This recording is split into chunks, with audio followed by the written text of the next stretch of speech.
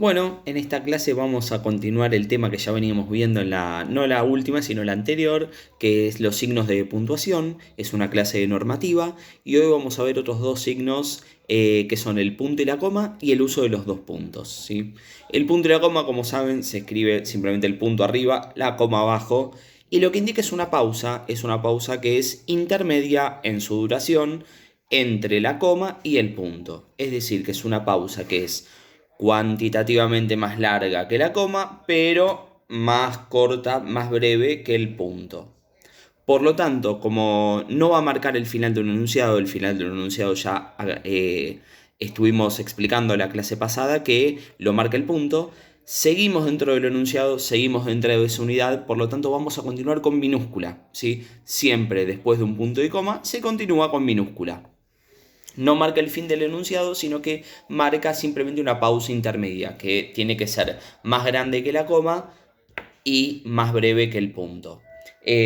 Más breve que el punto, explicamos por qué no estamos cambiando de enunciado, nos mantenemos siempre en el mismo. Pero ¿por qué más larga que la coma y necesitamos otra? Porque hay veces que tenemos oraciones compuestas o complejas que implican oraciones que adentro tienen suboraciones, que tienen proposiciones, es decir, una oración con varias partes. Y una de esas partes ya puede tener comas internas. Entonces, para marcar que esa pausa es mayor que las comas internas, se suele utilizar una coma, se suele utilizar un punto y coma para marcar que es el final de una suboración y que continúa otra parte. Es decir, termina una parte, una suboración, y comienza otra dentro de un enunciado mayor, ¿sí? Entonces, los ejemplos que tenemos de usos del punto y la coma son dos. Cuando utilizamos una yuxtaposición, es decir, unimos dos suboraciones que podrían estar independizadas, las unimos en una, ¿sí? Entonces va a quedar una oración con dos partes. El ejemplo que nosotros tenemos es, bebió un vaso de leche, punto y coma, se quedó dormido, ¿sí? El punto y coma lo que está haciendo es reemplazar, en este caso, al nexo, ¿sí? No están unidas por una palabra que sea un conector. Yo tengo una oración larga, compuesta, que está conformada por dos suboraciones. Bebió un vaso de leche, se quedó dormido, es la unión de una oración, bebió un vaso de leche y la otra se quedó dormido. Bien podrían ser dos oraciones independientes, se conectan en una, ¿sí? Yo tengo dos formas de conectarlas. Una es utilizando una palabra que las conecte, que se le llama nexo coordinante o conector, ¿sí? Y podría ser la I. Bebió un vaso de leche y se quedó dormido. Bebió un vaso de leche y después se quedó dormido, ¿sí? En este caso no las estoy uniendo por un conector, sino que las uno por un punto y una coma, ¿sí? Bebió un vaso de leche, punto y coma, se quedó dormido. Ese caso de unión de dos suboraciones en un enunciado mayor sin utilizar un nexo, utilizando un signo de puntuación, en este caso punto y coma, se llama yuxtaposición. Y ese sería el primer uso. En el segundo es para separar dos suboraciones que una de las dos ya tiene comas internas, ¿sí? Entonces tenemos, por ejemplo, dice, se fue de vacaciones con su amigo Luis, coma, compañero de su infancia, punto y coma, pero el viaje no resultó todo lo grato que esperaba. Entonces, en este ejemplo yo tengo dos suboraciones que bien podrían ir como oraciones separadas. Una es, se fue de vacaciones con su amigo Luis, coma, compañero de su infancia, como una especie de aposición, y la otra, el viaje no resultó todo lo grato que esperaba, ¿sí? El pero es el conector, es de tipo adversativo, ¿sí?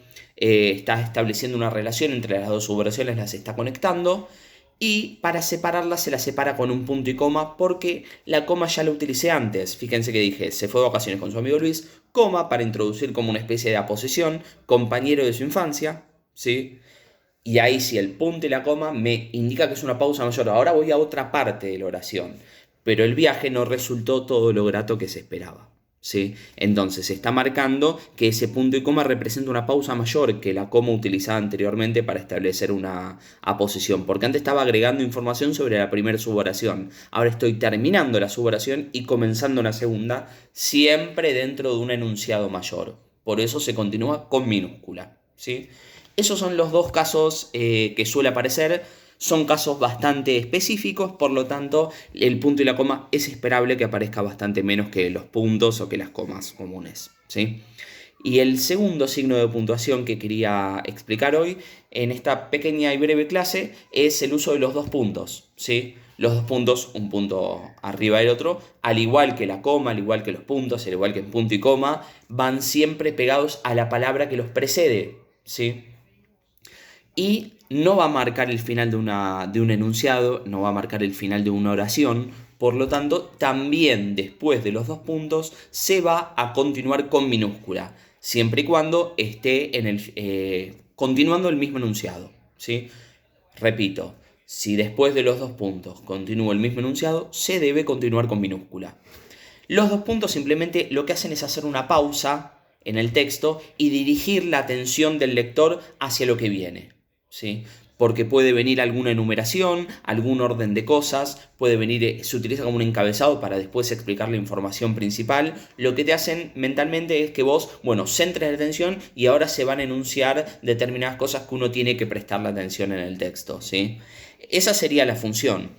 ¿Cuándo se suele utilizar? Bueno, lo vemos en el caso de encabezados, en titulares también en las noticias, por ejemplo, masacre en Río Cuarto, 2 puntos, 23 personas resultaron heridas o resultaron muertas, ¿sí? En el encabezado de una carta también, querida Juliana, 2 puntos y ahí abajo la carta. Se suelen utilizar los 2 puntos como encabezador o como título, ¿sí? Pero a veces en un texto también pueden aparecer para el caso de el estilo directo, cuando habla una persona, ¿sí? Cuando citamos directamente lo que dice esa persona.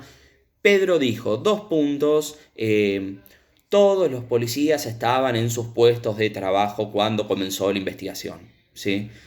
O sea, se cita directamente con las mismas palabras que Pedro realizó ese enunciado y se separa por los 2 puntos, ¿sí? Eso se llama estilo directo. El último caso es el más conocido, es el de las enumeraciones, ¿sí? Cuando se suelen enumerar un conjunto de cosas, se suele anteceder esas enumeraciones con el uso de los 2 puntos, ¿sí? Por ejemplo, mis colores preferidos son 2 puntos, rojo, coma, azul, coma, verde, coma, amarillo y dorado, ¿sí? Entonces, estoy continuando dentro del mismo enunciado, por lo tanto, mis colores preferidos son 2 puntos. Continúo con minúscula nombrando los colores, ¿sí? En la próxima clase la vamos a dividir para ir viendo de a 2 signos de puntuación por clase. Vamos a trabajar sobre el uso de paréntesis, algunos usos de corchetes y después dedicar una última clase para la raya, las comillas, el guión, ¿sí? Para ir cerrando esta primera unidad de normativa de signos de puntuación. Con respecto a los ejercicios, vamos a continuar con ejercicios de scriptia continua, en el cual ustedes tendrán que segmentarlos, y otro tipo de ejercicios de redacción que ustedes tendrán que crear y puntuar textos propios, ¿sí? Nos vemos.